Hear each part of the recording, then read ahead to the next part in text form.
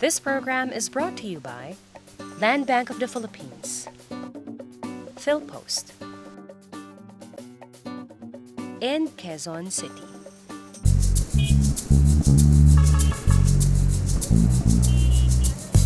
Quezon City is 1/4 of the whole Metro Manila. It's about 4 times the size of Manila. It's also about 4 or 5 times the size of Makati. The first time I took note of it, population ng Quezon City was about 1.2 million. Sa Maynila was already about 1.5. Quezon City is near to 3 million now. Really, this is the growth city. 1948 hanggang 1976, Quezon City ang national capital ng Pilipinas. 1939, panahon ng Commonwealth, itinatag ang Quezon City. Balintawak ang iminungkahing unang pangalan ng lungsod, pero isununod na lang sa Pangulo ng Commonwealth, si President Manuel Luis Quezon. Si Pangulong Quezon ang naging unang chief executive ng bagong syudad na gusto niyang maging kabisera ng bansa tulad ng Washington, D.C. Sa plano ng Pangulo, sa Quezon City itatayo ang mga opisina ng gobyerno at dito rin titira ang mga empleyado nito. Tulad ng Washington, D.C., nasa plano ang malaking quadrangle at mga rotonda na ang pinakamalaki ay ang 26 na hektaryang elliptical center na ngayon Quezon Memorial Circle. Kinikilala ngayon ang Quezon City bilang isa sa pinakamayayamang lungsod sa bansa. Pero kasabay ng pagmarcha nito tungo sa pagiging premyadong urban center ng bansa ay ang malalaking problema na napakahirap tutasin. 3 programang yumayakap sa masalimuot na mga problema at pangangailangan ng Quezon City ang dahan-dahang bumabago sa takbo ng buhay sa lungsod. Tambakan ng basura, hindi mabilang na informal settlers. Masikip at magulong kapaligiran. Ilan lang ito sa mga pangkaraniwang problema na humihila pababa sa maraming malalaking syudad. Ako po si Doc Eddie. Ngayong Kapaskuhan, alamin natin kung paano natugunan ang pinakamahihirap na problema ng Quezon City. Isang galing po.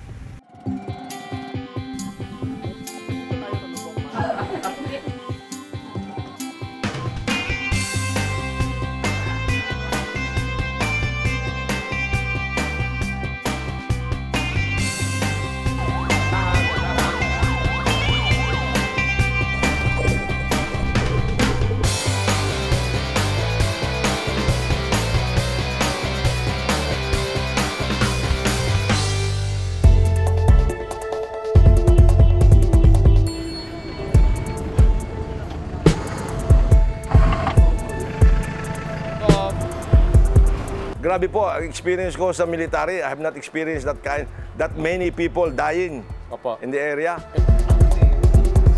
Si retired Colonel Roberto Haymalin ang namahala sa rescue operation sa Payatas nang gumuho ang bundok ng basura noong taong 2000.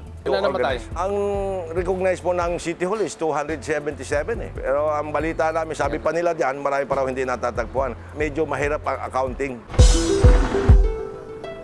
Agad ipinasara ni Pangulong Estrada ang tambakan ng basura pero muli itong binuksan pagkaraan lang ng ilang buwan. Nagkaroon din ng kasunduan ang pamahalan ng Quezon City at ng Malacanang na i-open pero exclusively for the Quezon City garbage lang. Taga-Payatas si Imelda Arillas. Hiniling daw nila sa Malacanang na muling buksan ang Payatas dahil walang hanap buhay ang mga tao roon.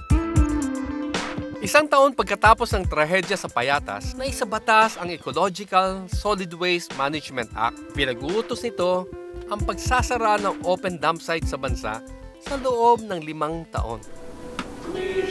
Vice Mayor noon si Mayor Herbert Bautista. At natatandaan niya na ang unang sinigurado ng City Hall ay ang kaligtasan ng lahat. Humingi kami ng ECC, dumaan kami sa proseso sa DNR until eventually it was granted to us. Pero may condition na kailangan siyang mag-close na. Sa papers. Isang linggo bago umupong mayor, pumunta si ngayon Speaker Sunny Belmonte sa Payatas para personal na makita ang problema. Punong-puno ng informal settlers ng araw yung Payatas. Tapon dito, tapon dyan, may lawlessness and so forth. People entirely depending on scavenging o baka pagdanakaw pa o whatever. Hinayar ko rin si Aymalin. Sabi niya sa akin, this place is good only for 18 months. Yung politics na. Quezon City ang kauna-unahang lungsod na nagpatupad ng Ecological Solid Waste Management Act sa ilalim ni Belmonte. He ordered immediately the remediation of this dam site. Kung nagpakontrata kami ng mga bulldozer operators, sabi ko kay Mayor, Sir, mabuti privatize natin. Ang IPM ang nanalo sa bidding. Taong 2004, ang Payatas ay naging Controlled Disposal Facility. Then we were directed by DNR to close the control dam site and maybe go to a landfill. Simula ng 2004 hanggang 2010, they conducted remediation, engineering remediation, everything. Relocation of families in the danger areas. So after that, on December 10, we close it. And then immediately, January 1st of the following year, 2011, we open the landfill. You go there, makikita mo simentado lahat ng kalye. Sunod-sunod. Yung kalye hindi na marumi. Hindi na tiyatapunan. Halos 1,000 pamilya na nakatira katabi ng dam site ang nailipat na ng tirahan, karamihan sa Rodriguez, Rizal. Basura pa rin ang pinagkakakitaan ng mga naiwan. Pero may sistema na sa ilalim ng Payatas Alliance Recycling Exchange Multipurpose Cooperative na pinamumunuan ni Imelda. Meron tin can buying, recyclables, job contracting. Ang tin can buying po galing doon sa MRF, bibilhin ng kooperatiba yung tin cans, ipapasok sa factory. Ang recyclables naman po, every month magkakaroon kami ng maliit na portion para noon doon sa kanilang incentive. Sa ilalim ng Solid Waste Management Act, ang lahat ng barangay ay dapat magkaroon ng sariling Materials Recovery Facility o MRF. Dito sinasala kung anong pwedeng i-recycle, anong dadalhin sa dump site at sa Solid Waste Management Facility. That is the source of livelihood ng mga tao doon, which they earn around 200 to 300 pesos a day. 2,000 ang mga tao riyan. Pero at any one time ngayon, kahit mainit, kahit bumabagyo, you will have 300 to 400. Pero may rotation yan. Ang livelihood projects ng kooperatiba tulad ng paggawa ng tarpaulin, bags, punda at basahan ay galing sa na-recycle na basura. May 206 regular members ang kooperatiba na kumakatawan sa 2,000 nangangalakal sa Payatas. Last April po ay nakapagbigay kami ng dividendo. Almost 500,000 po ang naipamigay namin dividendo sa mga miyembro namin. Bawat miyembro? Marami po. May pera po talaga tayo May pera sa basura. Apo. Ang ibang basura tulad ng mga gamit na gulong ay nagagamit daw sa paggawa ng semento.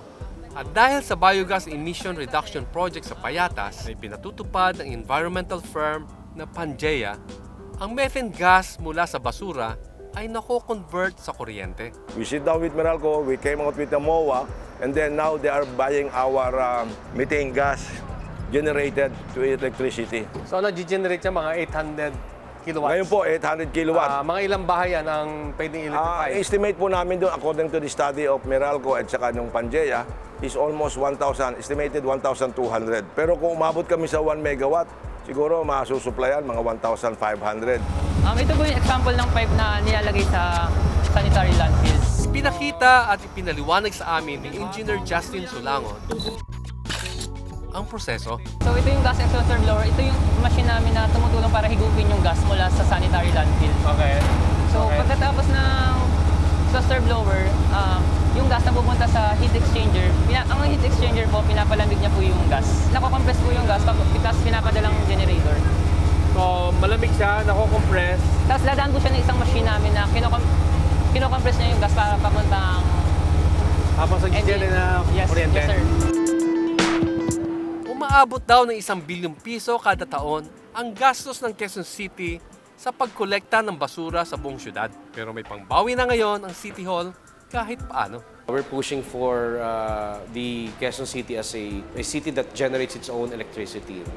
Quezon City generating 2,400 metric tons of waste per day, municipal waste, can generate about 42 megawatts of electricity. Parang waste to energy, ha? Yeah. If we're spending about 1 billion pesos per annum to collect and manage our garbage, if we will be able to generate an electricity at 42 megawatts per day, may kita yun eh, about 250 million pesos per annum. Darating daw ang panahon na wala ng LGU na papayag tumanggap ng basura ng ibang bayan. Kailangan ng pag-isipan kung paano haharapin ng syudad ang problema. Pansamantala lang ang landfill sa Payatas. Kailangan din itong isara. Pero may plano na ang Quezon City. Kailan nyo i-close to? 2 years. In 2 years time, sarado na to. Malamang masira na ito. Ano mangyayari? We will develop this into a eco park.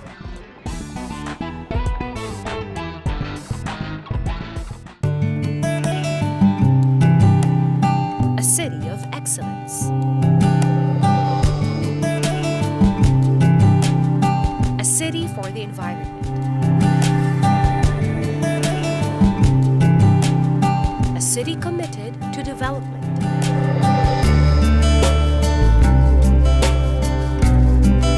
Welcome to the city of the future, Quezon City. This program is brought to you by Land Bank of the Philippines.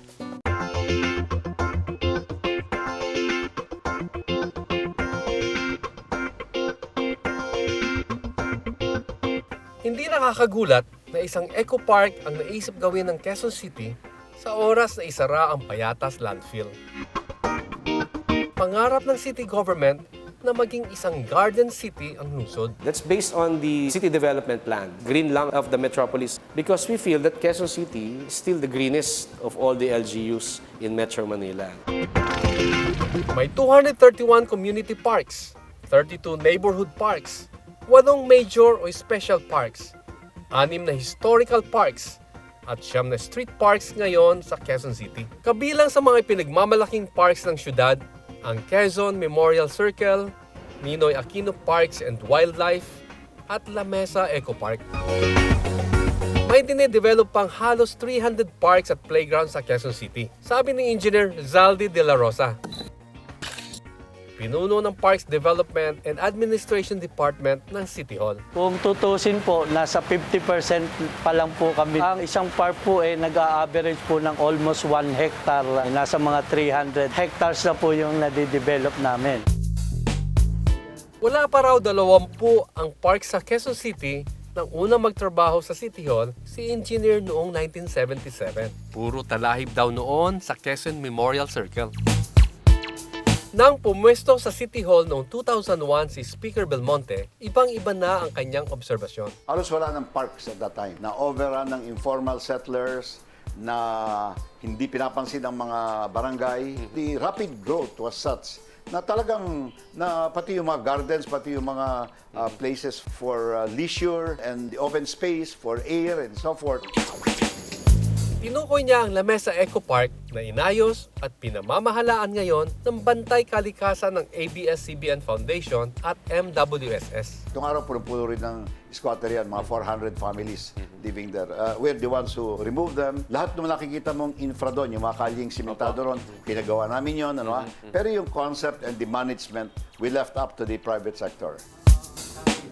Sa opisina ni Engineer Zaldi, napakalaking hamon ang mga pulutong ng informal settlers sa maraming bahagi ng syudad. Ang problema po, kunyari, itong Quezon Memorial Circle, pagdating nyo dyan sa North Avenue, katawid kalye lang, may colony ng informal settlers. Tumawid ka rito sa may Commonwealth, meron. Sa Visayas, meron. Sa Kalayaan, meron. Sa East Avenue, meron. Palibutan siya. Kaya po napakahirap. Ginastusan at pinapaganda ng City Hall ang Quezon Memorial Circle dahil ito ang sentro ng Quezon City. Ang aming pong dream dito ay to become a world-class park. Nang si Mayor Herbert na ang humawak ng susi ng City Hall noong 2010, halos kalahati na ng populasyon ng lungsod ay informal settlers. There are about 236,000 families. Lagyan mo na lang 250,000 yun at an average of 5 per family. That's about 1.250 tao. Quezon City has 3 million population. Halos 1/2. Practically 1/2. or 1/3 of the total population. Hopefully, tama yung sinasabi ng department head namin na 190,000 na lang siya ngayon. And we push for, by the end of 2016, 160,000. And hindi yung basta tinanggal sila. Kailangan meron silang bahay. Umaasa si Mayor Herbert na sa loob ng 5 taon, wala nang nakatira sa kalsada, sidewalk, at iba pang delikadong lugar sa Quezon City. Yung mga developers sa Quezon City, whether private or public infrastructure or hotels or what have you, at merong informal settlers, sinasabi namin sa kanila, part na rin ng CSR nyo to, gawin nyo ng bahay ito mga to. Hindi raw madaling mag-alaga ng park. Malaking problema ang maintenance dahil marami sa atin ang pasaway. Hindi po nawawala yung mga naglalakaw at sumisira ng mga facilities sa parks. Pinapaganda mo yung mga plant box sa Center Island, kung ano-anong sulat, graffitis yung ginagawa. Buo man ang suporta ng City Hall sa pag-aayos ng mga park sa syudad, limitado pa rin ang pondo nito. 5 milyon lang kada taon ang budget ng Quezon City para sa greening at beautification ng lungsod. Pero may solusyon sina Engineer Zaldi sa limitadong pondo. Ito po ang New Haven Village. Apa. At ito pong park na to, na-develop na po ng Quezon City Government. Po, malaking tulong sa ating youth. Po, imbes na lalabas pa yung mga kabataan namin, dito na sila mag-basketball, dito na sila mag-tennis, dito na sila mag-swimming. Dating presidente at kasalukuyang pinuno ng Beautification and Maintenance Committee ng New Haven Village si Mirna Munda. First lang po kami sa Quezon City na ang nagtayo mismo si City Hall. Kaming homeowners ang nagme-maintain nito. May bayad ang paggamit ng swimming pool sa subdivision.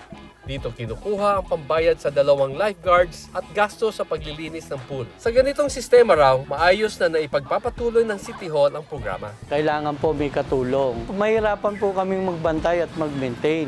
At saka kung sosolohin naman po namin, napakalaking pondo yung kailangan at napakaraming empleyado ang kailangan namin kunin. Isa po sa aming requirement, pagka nag-request sila ng development ng kanilang open spaces, willing ba kayo na i-maintain pagkayari?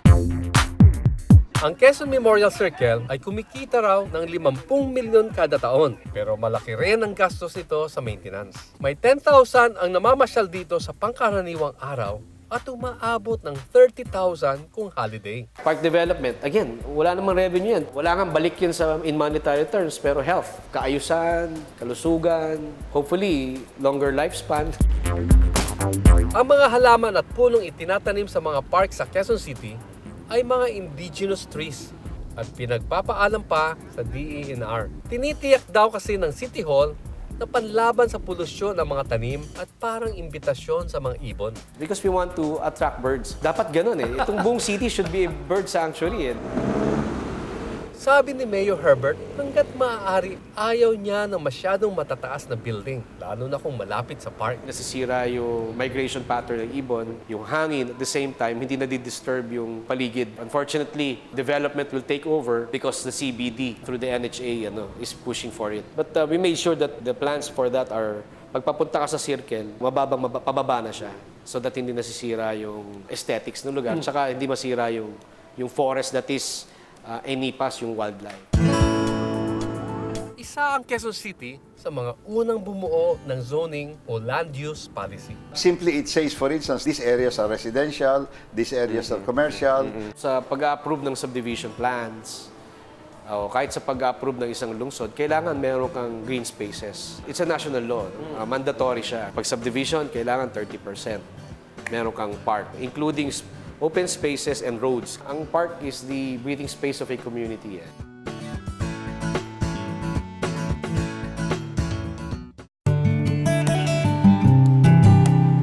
A city of excellence. A city for the environment. A city committed to development.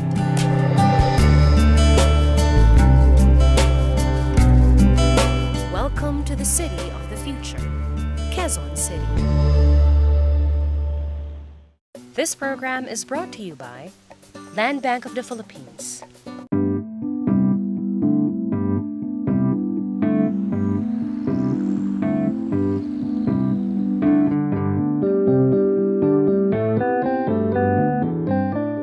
proud that Quezon City is a young city, not just by its founding, 75 years, but also relatively young population. That is the asset of the city. Mahigit 40% ng populasyon ng Quezon City ay nasa edad 20 anyos pababa. Ito raw ay kayamanan para sa patuloy na umaasensong syudad. Pero may kakambal itong malaking responsibilidad. Kailangang gabayan at tulungan ang mga kabataan kapag naliligaw ng landas. Ano yung guest na nandito nyo? Anong pinakamatandaan ako niyo? 18. Pero may mga 21 din daw. Kaso na natatagalan dito. Oo, kung tumatakbo pa Kasi, ang kaso tumatakbo. or ang mental age niya ay minor. Pinakamarami pa rin yung crimes against property. Pag nanakaw, malalaking bagay, may drug-related, may murder. Sa Molave Youth Home nakatira ngayon ang halos 200 youth in conflict with the law. Itinayo noong 1973, ninais ni dating Justice Leonor Luciano na huwag ihalo ang mga menor de edad sa mga preso ng Quezon City Jail. They have their own detention where they are cared for. May doktor sila ron. Nagtuturo, may mga teachers na nagpupunta ron to teach them. They have an atmosphere where hindi sila nakakulong kung hindi, parang rinirehab lang sila ron. Ay, alam naman natin na kaya lang sila minsan na papapunta sa maling landas, yung exposure nila sa maling environment. Bakit Molave? Hinuhubog natin ang ating mga bataan maging kasintibay ng Molave. Mahigit 3 dekada ng social worker si Teresa Mariano. Ang pinuno ng Social Services Development Department ng lungsod. TLC o Therapeutic Living Community ang tawag sa rehabilitasyon na isinasagawa sa Molave. Layunin nitong baguhin ang ugali at asal ng mga kabataan habang sila ay nasa loob. We try as much as possible, no? Na yung kung ano yung mga responsibilidad sa loob ng bahay, yun din ang ginagawa. Yung pakikihalubilo sa siblings mo at sa authority na tumatayong magulang mo. Meron kang karapatan pero meron ka ring responsibilidad. Araw-araw, sa loob ng 1 oras, nagsasama-sama ang lahat ng bata sa Molave para sa kanilang meeting tuwing umaga. May gumawa ba ng bulilyaso? May gumawa ba ng kabutihan? Yung meeting na yon is a venue for affirmation. Ano ba yung mga current events? Dinidiscuss din yan. So ano ba yung mga news na dapat din nilang malaman? Isang pamilya na magkakapatid sa pagbabago, ito ang turing ng mga taga-Molave sa isa't isa. Ganito rin ang pananaw ni Eman, ang Chief Expediter o leader ng mga kabataan sa Molave. Sa edad na 25, isa siya sa pinakamatanda sa grupo. Mga ngalakal ng basura, 17 years old siya nang makasuhan ng murder. Yung lugar po na pinunta namin, yung may nangyari po sa lugar na yun na patay, nakatayo lang po kami. Tinitingnan po ano yung nangyayari. Sabi po ng pulis, sige magturo ka rito. Maya tinuro po ako ng babae. Dinampot po ako ng pulis. Una siyang dinala sa Molave. Pero matapos ang ilang buwan at sumapit ang kaarawan niya, nilipat siya sa Quezon City Jail. Hindi na raw kasi siya minor de edad. Iyak po ng iyak. Nakikinig na lang po sa mga sinasabi nila kung ano yung pinapagawa nila sa akin. Tapos may mga sakit. Tapos halo-halo po yung sakit nila. May mga alak, tapos may sugal po. Tapos may mga drugs. Nakakatakot nga po rin sa pag may awit. Ilan kayo doon sa selda? Ano po kami, 300 plus. Sa pagtakbo ng kanyang kaso, itinama ang maling desisyon na sa City Jail siya ikulong. Ibinalik siya sa Molave dahil minor de edad siya na makasuhan sa krimen. Dito siya naging masigasig sa kanyang pag-aaral. Nasa 3rd year high school na ngayon si Eman sa Molave at naghihintay ng desisyon sa kanyang kaso. Anong inaasahan mong desisyon? Siguro po, Doc, yung sana po get guilty po yung wala pong kasalanan para magawin. Dito, lahat ng bata ay nagiging bahagi ng mga komite sa pagluluto, paglalaba, at paglilinis. May mga vocational training ding isinasagawa sa loob ng Molave, gaya ng electronics, cosmetology, at food and beverage. May panahon din naman ang mga bata para sa laro. Importante ang mga laro o pisikal na ehersisyo sa mga nasa Molave. Sa pagtatasa ng mga social workers sa Molave, sa 10 bata na pumasok sa kanila, 7 ang nagkakaroon ng maayos at magandang kinabukasan. Isa na rito si Ras. Bago po kasi marating yung pagbabago, sa loob pa lang dapat baguhin mo na ugali mo. Yung paglabas ko po ng Mulabe, diniretso po kasi ko sa isang organisasyon, yung NGOs po, Street Children Without Borders. So, isa ako sa mga naging street educator. So, nagkatrabaho ako. Ba't tumutunog yan, di ba? Pamilyado na ngayon ang 34 na taong gulang na si Ras. May sarili na rin siyang negosyo. Wala nang bakas ang kanyang nakaraan. Nung siya ay naging snatcher at minaltrato ng mga pulis. Lagi kami ginugulpi, pinagtitripan kami ng mga pulis din lalo na pag nakainom sila. Tapos matay ka na sa sword, kagugulpi. Tapos sabi ko, sige, pakakawala namin kayo mamayang gabi. Pero may condition kami, 2x1, 3 kwintas, 2 kwintas sa kanila, 1 kwintas sa amin. Tapos hanggang sa yun, dinala na nga kami sa Mulabe Youth Home. Ilan taong ka lang? 15, 16. Hindi naging madali ang pagbabago ni Ras sa Mulabe. Maraming beses daw siyang nagpabalik-balik dito. Sabi mo naglaslas ka? Bali 64 na hiwa po yan sa 64? bilaan. Okay. Kasi yun po yung mga panahon na naboboring po ako kung tawagin sa Mulabe, naboboryong. Kasi ilang Pasko, ilang birthday, ilang taon po ako kasi nandun sa loob na hindi ko po naranasan na may celebrate ng maayos yung dapat na i-celebrate sa buhay ko. Ang pagdaan ng panahon at ang walang humpay na malasakit ng mga tao sa Mulabe ang tumulong sa kanya. Yung nagpapabago po sa akin, tinututukan talaga ako. Tinututukan akong pangaralan, pagsabihan, sabihin kung anong dapat yung tamang gawin, iwasan yung mga ganito. Tutok lang, paulit-ulit, di sila nagsasawa sa akin. Sa pag-asenso niya sa buhay, hindi raw nakakalimot si Ras na ibalik ang pagmamahal na natanggap niya sa loob ng Mulabe. Kinukop-kop niya sa kanyang kumpanya ang ibang nanggaling din sa loob.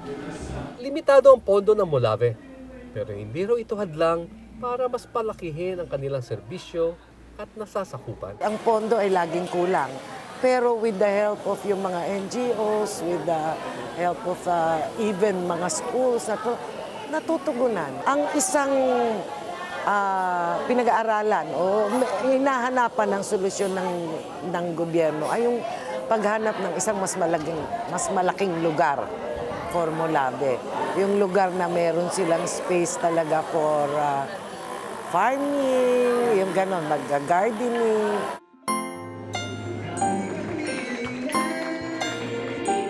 Bumalik ako para makisalo sa taunang Christmas party ng Mulabe.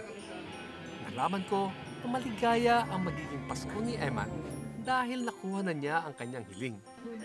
Napawalang sala na pala siya at halos 1 buwan nang nakalabas ng Mulabe. Halos 1 dekada na ang nakalipas mula na makuha ng Mulabe Youth Home ang tatak Galimbok.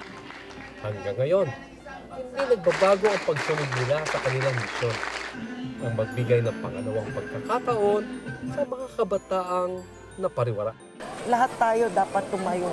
Kuya, ate, nanay, tatay, lolo, lola sa kanila. Itong mga batang ito, magpapatakbo ng ating likod. Pag dumating ang panahon, wala na tayong magagawa at aasa tayo sa kanila, maaalala mo, may ginawa ka ba nung meron ka pang magagawa?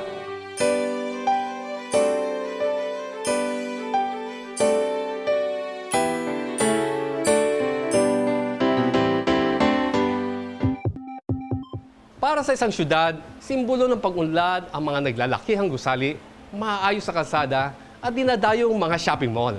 Pero sa Quezon City, pinatunayang walang saysay ang ganitong pag-asenso kung may naiiwan at napapabayaan.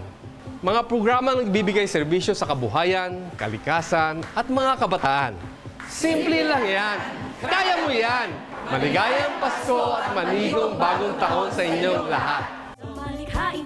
Sa paraang malikhain, kasama ang mamamayan, mamamaya'y pagsama, pagbabago na lantad, lantad na pagbabago, tuloy-tuloy na pag-unlad, tuloy-tuloy na pag-asenso. Sa dami ng balakid, sa dami ng hadlang, ang diwang nanunubig, nagtitiis na lang, ngunit wag kang papayag, huwag kang pabubuhay. Tadhanang ating palad, nasa ating kamay. This program was brought to you by Land Bank of the Philippines. PhilPost. And Quezon City.